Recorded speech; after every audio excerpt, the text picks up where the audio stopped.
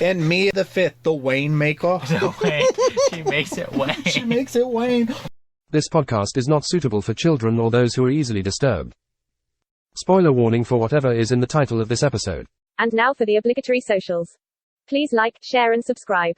You can find the podcast on Twitter at HorrorPod69. You can also follow us on Facebook, Instagram, Slasher and Goodreads. Become part of the Disturbed community by asking for the Facebook group and Discord links. Send dick pics to the horrorofbabylonpodcast@gmail.com. Support the show at patreon.com/thehorrorofbabylon. In closing, you can let your friends know that The Horror of Babylon is available on YouTube, Apple Podcasts, Spotify, Audible and all other major podcast apps.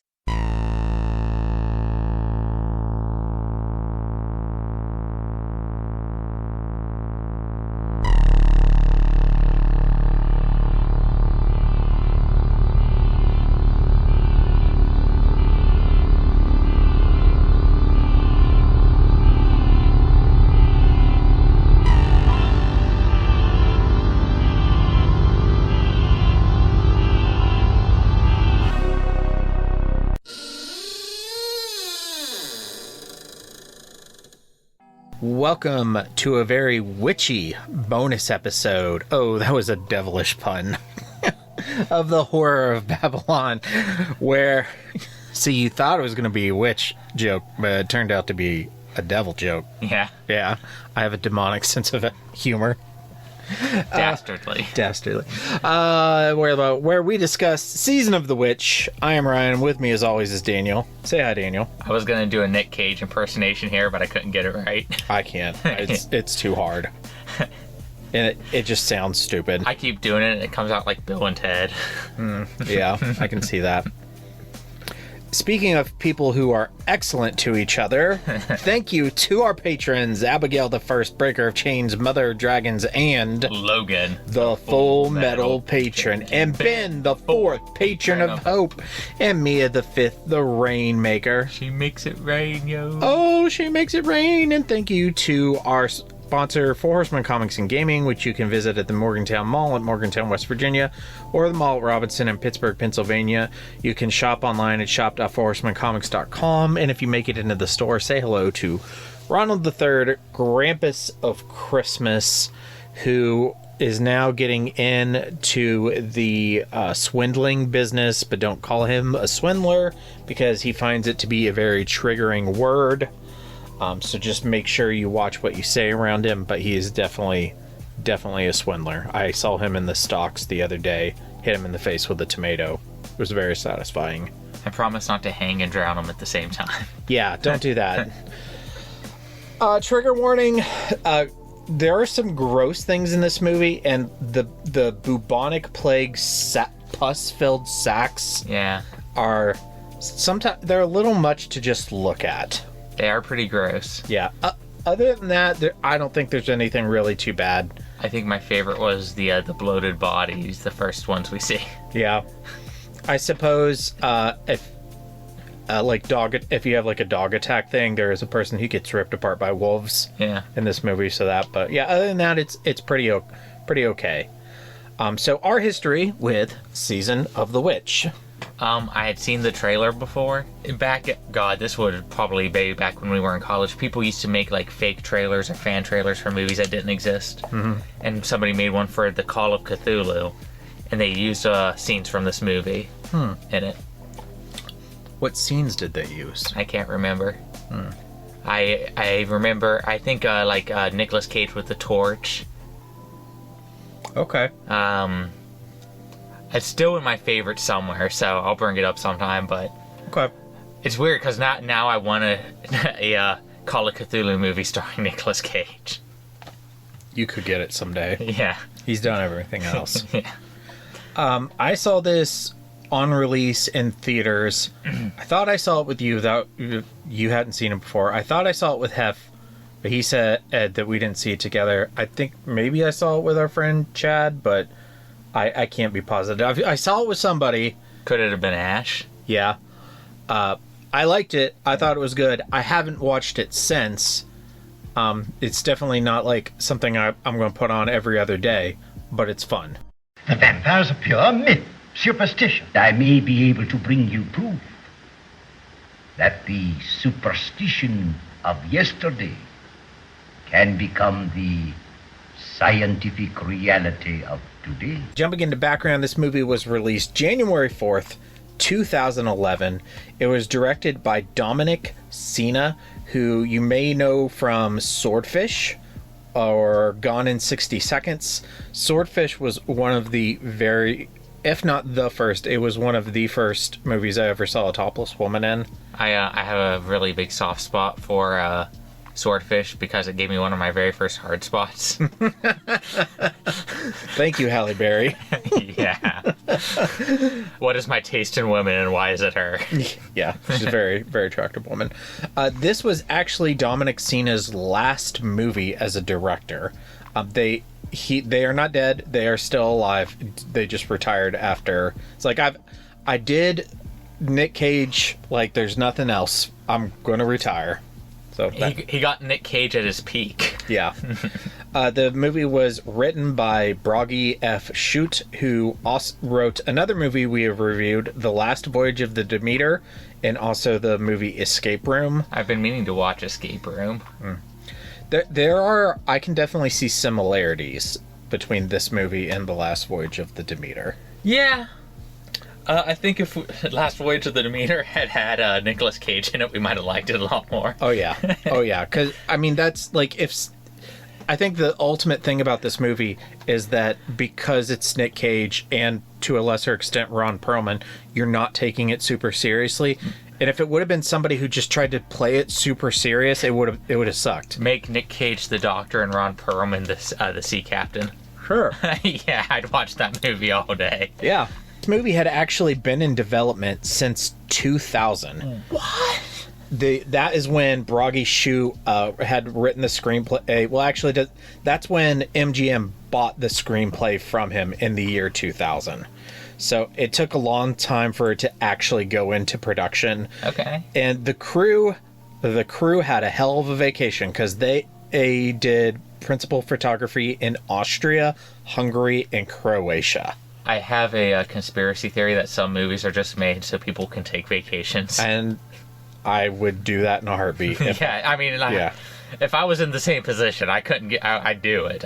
But I found this note from Nick Cage, or this quote on the Wikipedia. He said, "I wanted to make movies that celebrated actors like Christopher Lee and Vincent Price and the great Roger Corman, classics that are unafraid to explore the paranormal and the supernatural." I love Nick Cage to death, and one of the reasons is he takes whatever he's doing so seriously. Yeah. He recently did an interview talking about the Flash movie. Mm-hmm. Is he in it? He cameos as a Superman from an alternate universe. Oh, yeah, I knew that. He's a cameo. And he talks about how, like, he didn't have any dialogue, so his scene was written as, like, Superman's witnessing the collapse of the entire multiverse. Mm-hmm. And he's like, so I have to convey all this emotion and all these thought processes in just a look. And then I saw the movie, and it was me fighting a giant CGI spider. The more that comes out about the movie, the more mad people seem to get. So he fought Pennywise? Basically. It's based off of a old script written by Kevin Smith. Oh, okay. Yeah. This movie was a critical flop, as you would probably expect. Yeah. The film earned a Razzie Award nomination for Nicolas Cage as Worst Actor. What? But he lost to Adam Sandler for the films Jack and Jill and Just Go With It. Okay, well, that makes sense. I've never seen either of those, but I have heard bad things about Jack and Jill. Have you ever seen Adam Sandler phoning in a performance?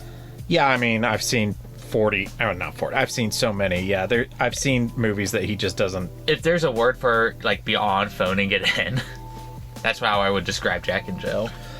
He saw a Tyler Perry movie and went, I'm just going to copy it. I don't think that works the same way culturally, Adam.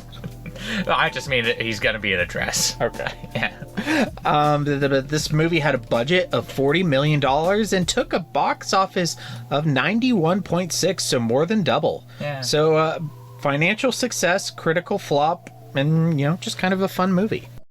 And that's that. Another story in the classic, infallible three-act structure. Good enough for Aristotle, good enough for The Simpsons. Mr. Sislak, I have a feeling there's going to be one more act to this story. Well, I'm not hanging around for that. 4 acts. All right, so jumping into structure and themes, something I love about this movie is my 4 favorite genres are science fiction and fantasy, horror, and history.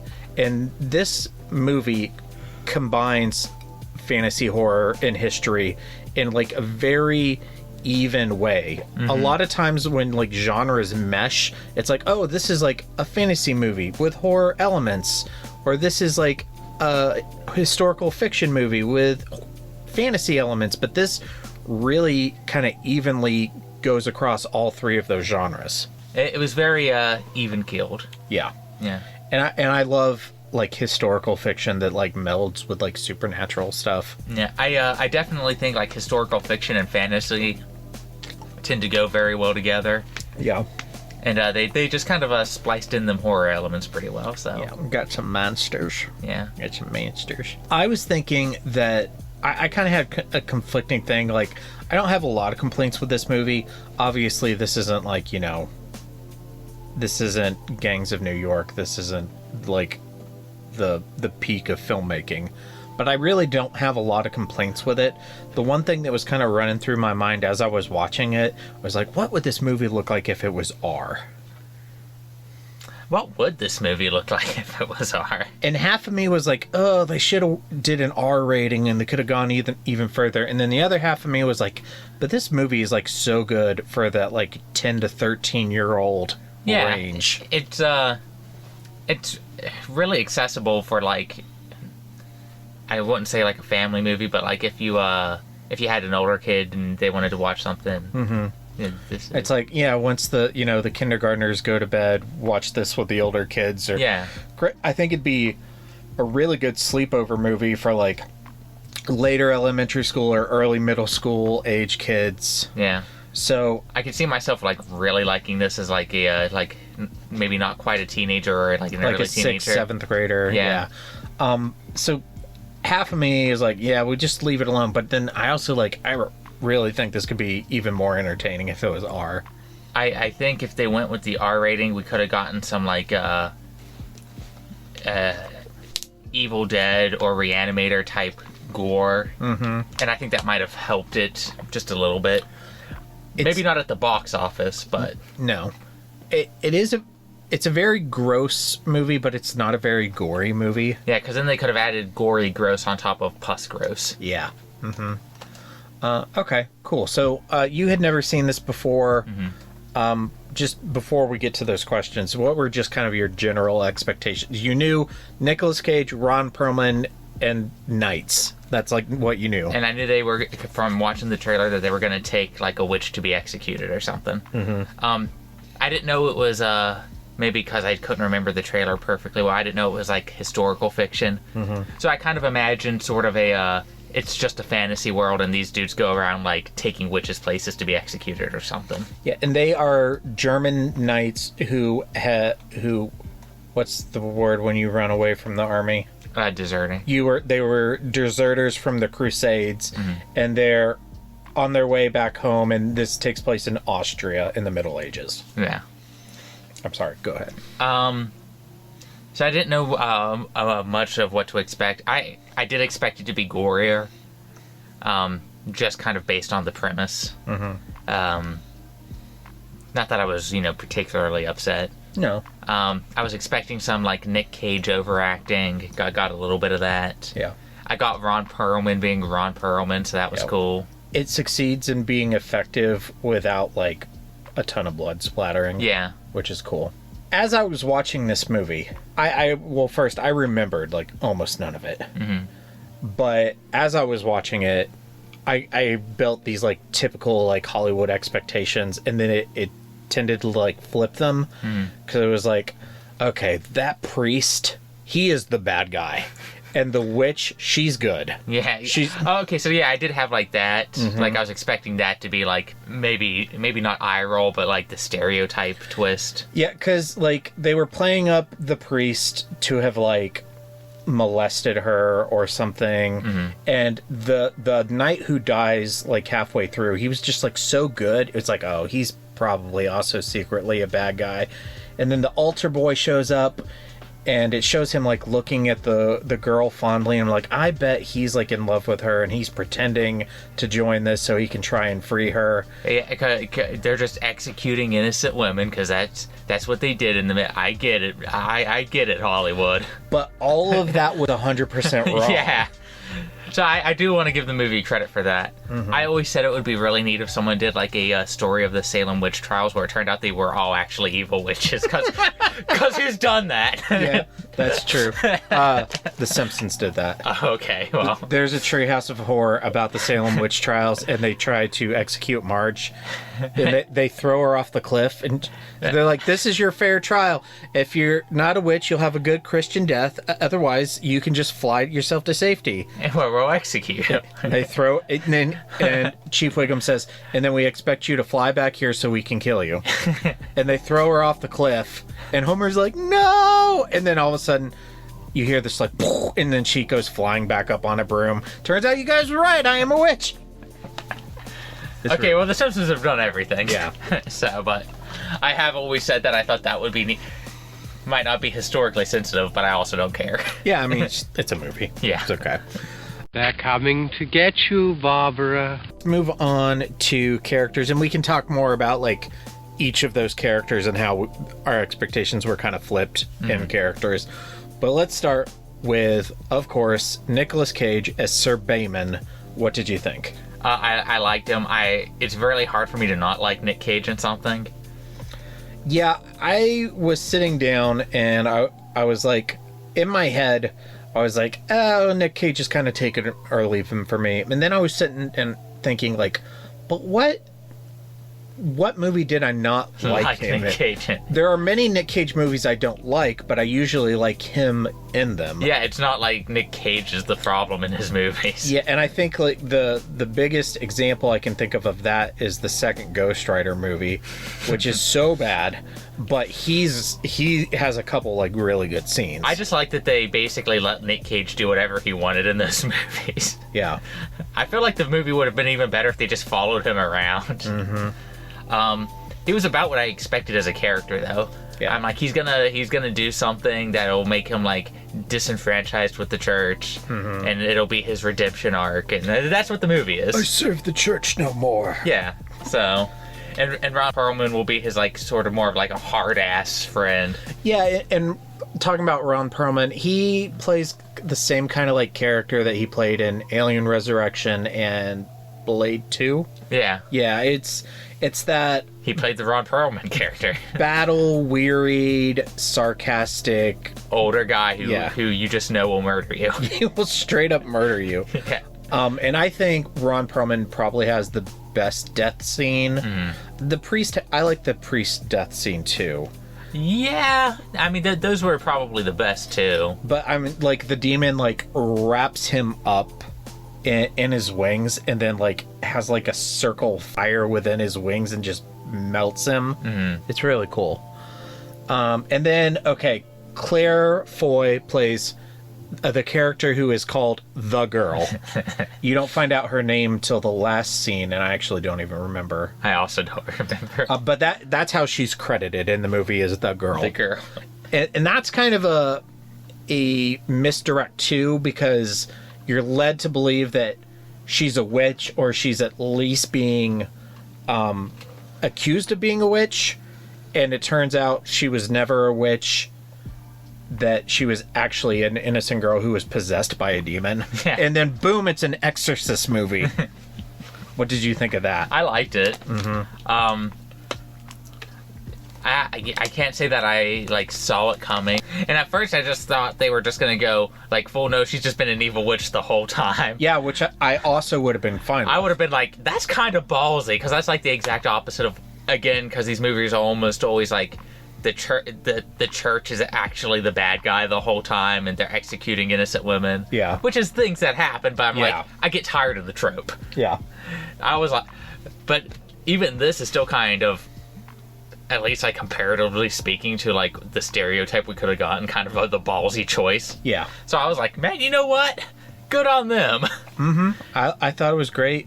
Also, we didn't even mention that Nick Cage's character dies. Yeah. Oh yeah. Yeah, which is, I think, like, this movie made a decent amount of money, and that's, I guess there was never any real intention for a sequel, but because they killed Nick Cage and Ron Perlman. Like, what are you gonna do? Yeah, I don't know, a prequel about them in the Crusades. I would watch it. I would also watch it. Yeah. But yeah, I mean, it just kind of subverts your expectations.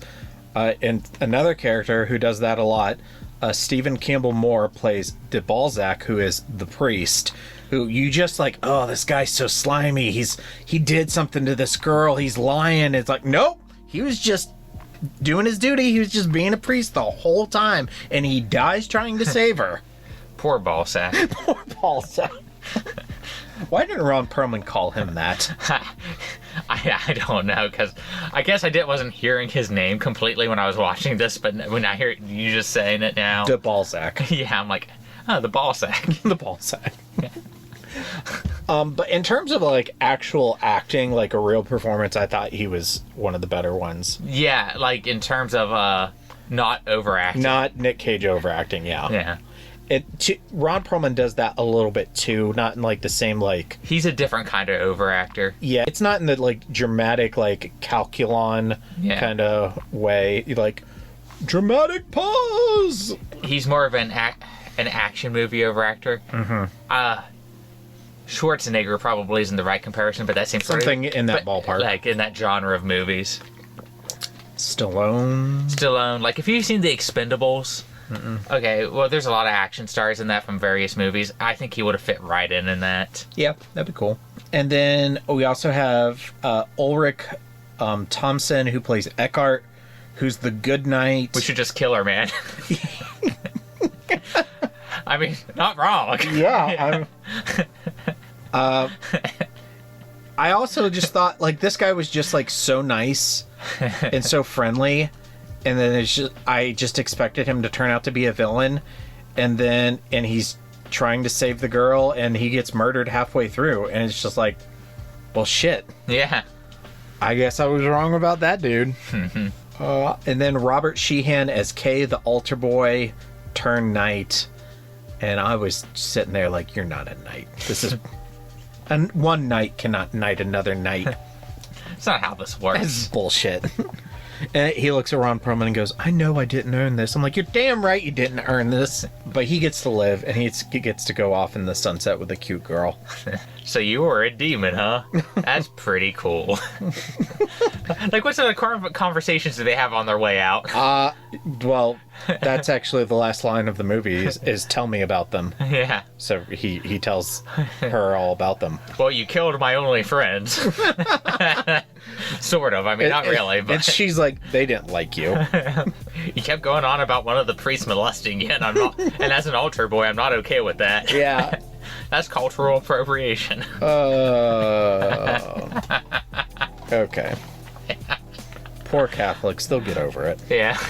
And then the last member of the party is Stephen Graham, who plays Hagamar, the swindler who gets ripped apart by wolves. And I also thought he was gonna live, like the whole, like just the way these movies are usually made. He was like the comic relief character, and they always live. Not in this one. Yeah, it's like, oh, and it happens right after he says, "Let's kill the girl," and of course she calls the wolves, and they just rip him to fucking pieces. This movie really kind of just goes, I'm gonna subvert your expectations kind of movie. Yeah. I think, and my guess is like the script was just personally written that way. Yeah. Like purposely which sometimes comes off really bad and is annoying. Yeah. And that sometimes is just fun to watch like this. Yeah. No, this was, in terms of that type of writing, I think. Hiya! Happy Easter! I think this does it as right as he can. I'll kill you all! I'll drive you crazy, and I'll kill you all! I'm every nightmare you ever had. I am your worst dream come true. I'm everything you ever were afraid of. So moving to scary shit, is this movie scary? No. Is this movie effective? I think so. I mean, I had a good time watching it. I'd watch it again. The cardinal who has plague and he has like the sacks all over his face, I could barely stand to look at him. Sure, that's just herpes.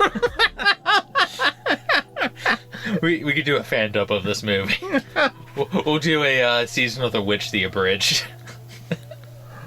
There's an episode of The Office in one of the last seasons where Michael thinks he gets herpes, and they bring back every character he's ever dated through like the past 6 seasons, and he goes to visit them one by one to tell them that he has herpes, and they get all the original actors for all the various characters. It's hilarious. It's a great episode. Yeah. I don't know if you've ever gotten a "hey, you should get tested" phone call, but it sucks. No. Yeah. That would be awkward. Beck, why are you calling me? And I need a little bit more information.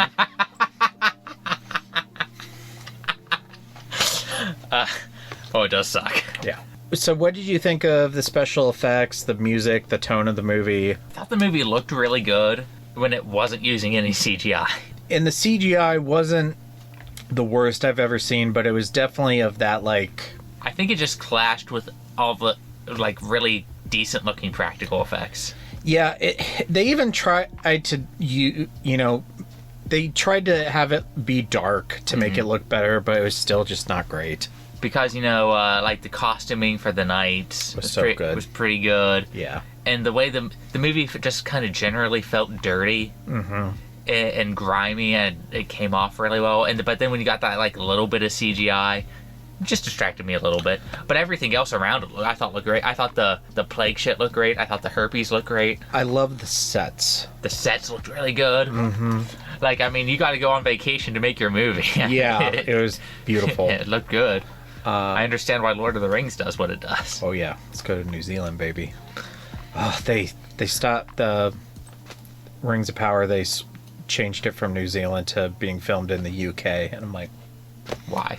To save money, I guess. You bastards. I mean, it's already the most expensive show ever. Like how much more is it really? Yeah. I mean, the production crew's got to be like 200 people, so I'm sure it's a significant savings, but still, whatever. Yeah.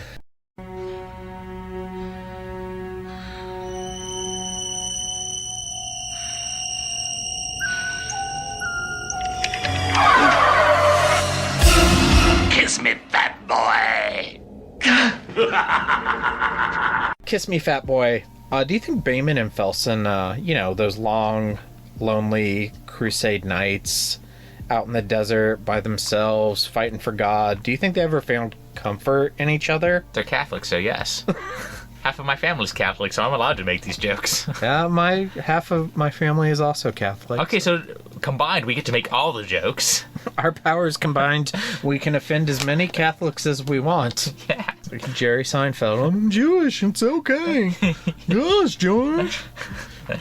I made out through Schindler's List.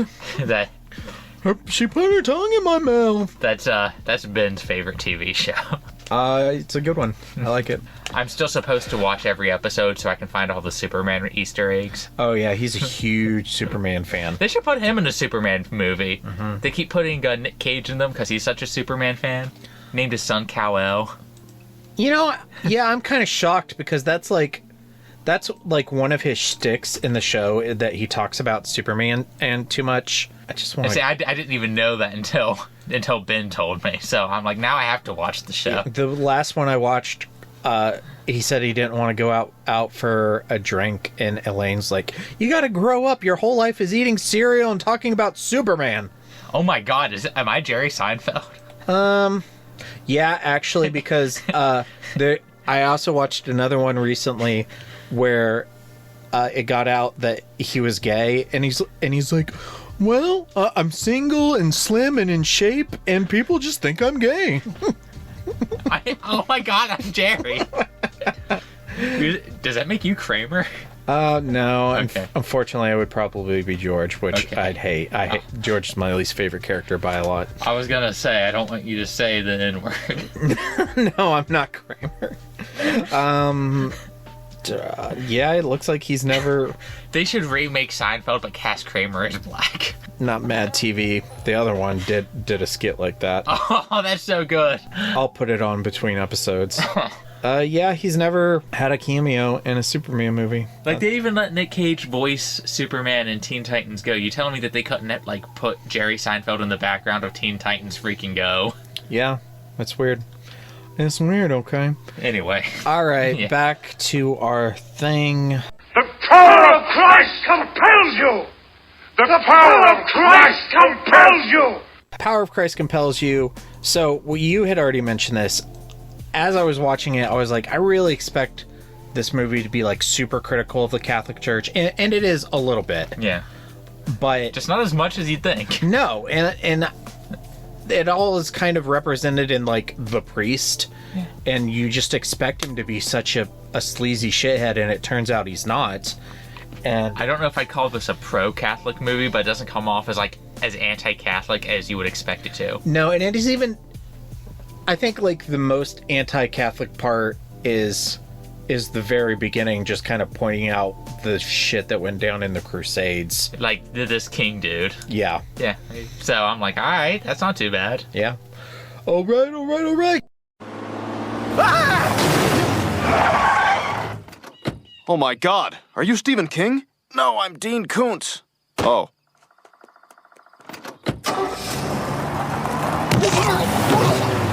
Kings and Koontz. Daniel, what is your king for? Nicolas Cage. Nicolas Cage, yeah. Yeah. Can I get away with saying anything else? All right, well, screw you then. I'll just kind of say that even though I'd seen it before, just the subverted expectations. It's just a roller coaster. It's not bad. For Koontz, I think this is the weakest Nick Cage movie ever in terms of one-liners. That, you know what, that is true. And even his overacting wasn't as Nick Cagey as I'm used to. What bothered me about, like, the one-liners is, like, they like tone it so that you know it's supposed to be a one-liner and it's supposed to be funny, but, like, none of them are funny. Yeah. And I should have written down examples because they're so forgettable. I don't remember any of them. Yeah. But there's, like, 3 or 4, like, big ones that they just, like, focus on him so much, and he's like, whatever he says, it's like, oh. At some point, we are going to do a fan dub of this movie. We could at least fan dub the trailer. Yeah, I mean, we could just fan dub trailers in general. That's something we could do for extra content. Yeah. What is your Koontz? I'm just gonna say, like, the little bit of CGI that clashes. That's not even, like, a bit. I don't have, like, major complaints about this movie. No, me neither. But it's all about perception, because if you sat down and was like, all right, I'm gonna treat this super seriously and analyze it like crazy, then you'd find a bunch. Then maybe. If I was a professional film critic, then maybe. But it is weird because I'm usually, like, super critical of shit. But for this, I had such a good time. I can't be mad at anything that was really going on. The first review on IMDb, the title is "Not as bad as the critics say it is. Cage seems to care." And we know from that quote that he did care about this movie. I think more often than not, Nick Cage cares. There are some movies where you can tell, like, he's in debt and he needs a paycheck. Mm-hmm. Like Ghost Rider 2. Yeah. No, because he like super overacted in that. I was speaking of another Nick Cage movie that I like. Have you seen Lord of War? I have not seen Lord of War. He plays an arms dealer. And that movie came out, like, in 2006 or something, and a sequel to it is coming out this year. They should remake Leon the Professional, but cast Nick Cage. Okay, so Lords of War. Okay. It's in pre-production. Okay. And Lord of War. Oh god, he does so many movies. Yeah, because he's like millions of dollars in debt. Yeah. So he can't say no to anything. It's how he went from winning Oscars to doing this movie. I forgot he was an Astro Boy. He's an Astro Boy? Yeah, he plays the villain, Dr. Tenma. Oh my god! I'm gonna go watch Astro Boy. Lord of War Okay. came out in 2005.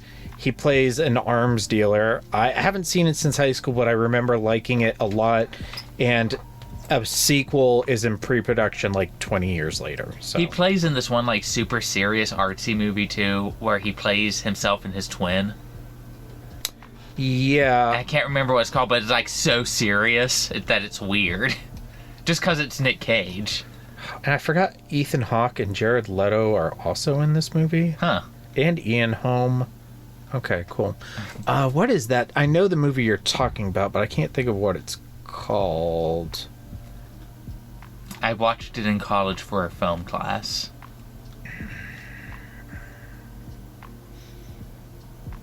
Oh, yeah, he's Spider-Man Noir. I forgot that. And he's Superman in Teen Titans Go. And apparently he is in Dead by Daylight. And the Left Behind remake.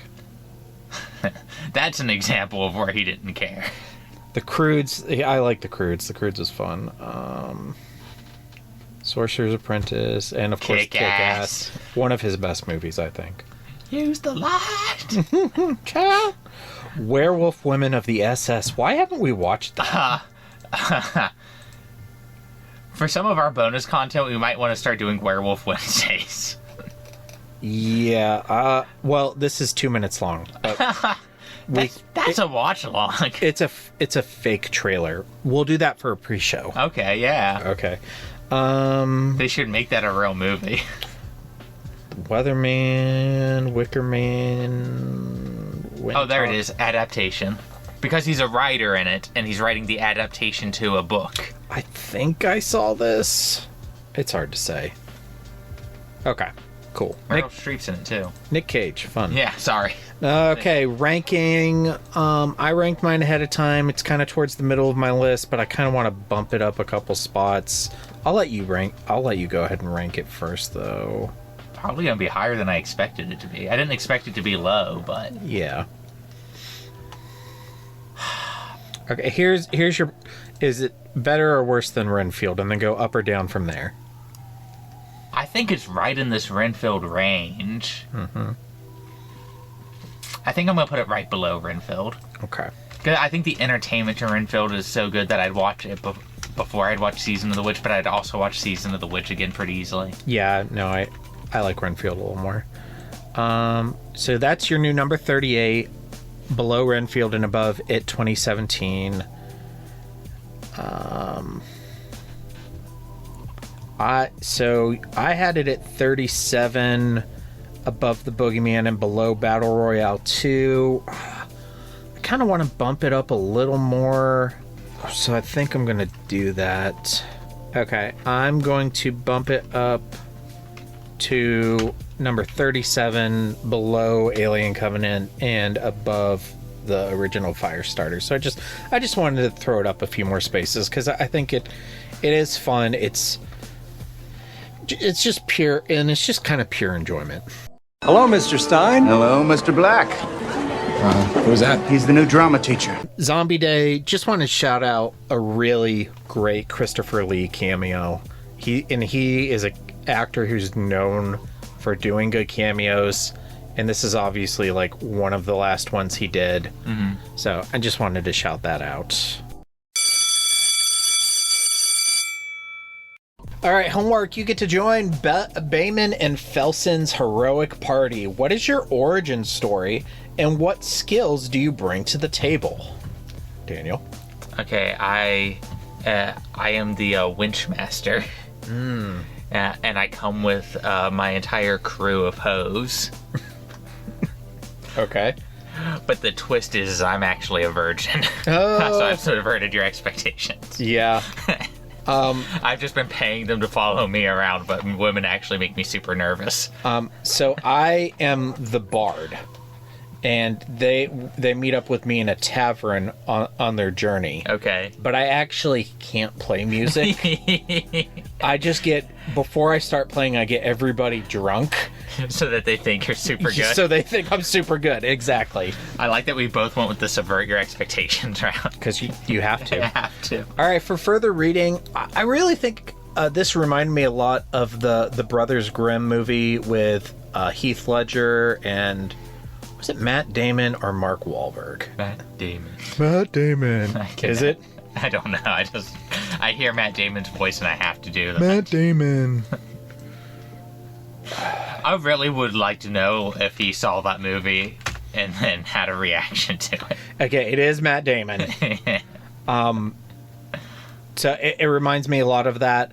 And then also, I just want to throw Pan's Labyrinth in there for just like a kind of a dark fantasy. You have any recommendations for people who enjoy Season of the Witch other than just more Nick Cage movies? Oh, Brotherhood of the Wolf. Never heard of that. It's about the also kind of based off of a historical fiction where a French village was beset by an animal that kept killing people, and the hunters who went to go and investigate what was going on. That sounds cool. And the costumes from the movie directly inspired Bloodborne, but it's just got that same like really grimy sort of look and that same kind of historical fiction sort of feel, but it's not as entertainingly funny. Cool. Upcoming on the Horror of Babylon, we're doing Lord of the Rings chapter by chapter for the next 200 weeks. Well, I mean, you did read the Five Nights at Freddy's book, so you earned this. Yeah. So, for real, this Sunday, February 11th, we are reviewing Goosebumps 2 on Halloween. And then our next reading assignment, that episode will be on Sunday, February 18th. We're reading the short story, The Legend of Sleepy Hollow. Sleepy Hollow. Sleepy Hollow. By Washington Irving. That's going to be... Okay, so last time we did a short story with Hef, you had to say the werewolf. The werewolf. The werewolf. So... You'll have now in this episode, you have to call it Sleepy Hollow. Sleepy Hollow. The whole time. The whole time. This is the Bowie version. For real life? For real life. For real life? The 22nd, we are doing a review of the anime OVA Kaku Renbo, Hide and Seek. Kaku Renbo. Which was shown on Toonami like back in the day. So you may have seen this. Look it up. It's cool. And speaking of people who were on Toonami in the day and are also super cool, thank you to Abigail the First, Breaker of Change, Mother of Dragons, and Logan the Full Metal Patron, and Ben the Fourth, Patron of Hope, and me the Fifth, the Wayne Maker. She makes it Wayne. She makes it Wayne. Oh, and thank you to Four Horsemen Comics and Gaming. You can find them at the Morgantown Mall in Morgantown, West Virginia. You can also go to the mall at Robinson in Pittsburgh, Pennsylvania, and you can shop at shop.fourhorsemencomics.com and say hello to Ronald the Third, the Grampus of the Christmas. It's gonna be really hard for me to not do that entire fucking episode now. Sleepy Hollow? Yeah. No, we are. You have to. We should just not tell Hef. But just he'll start be talking like that. Why are you guys calling it that? Calling it what? What are we reading? Sleepy Hollow. Yeah, why are you saying that? Because that's what it's called. That's the name. Okay, well, thank you for watching Season of the Witch and recording with me. It's been an amazing time. Yeah, it's been great. Thank you to our patrons. Stay tuned for our socials and stay scary. Stay scary, everybody. And now for the obligatory socials. Please like, share, and subscribe. You can find the podcast on Twitter at HorrorPod69. You can also follow us on Facebook, Instagram, Slasher, and Goodreads. Become part of the Disturbed community by asking for the Facebook group and Discord links. Send dick pics to the Horror of Babylon podcast at gmail.com. Support the show at patreon.com/the Horror of Babylon. In closing, you can let your friends know that the Horror of Babylon is available on YouTube, Apple Podcasts, Spotify, Audible, and all other major podcast apps. Stay scary.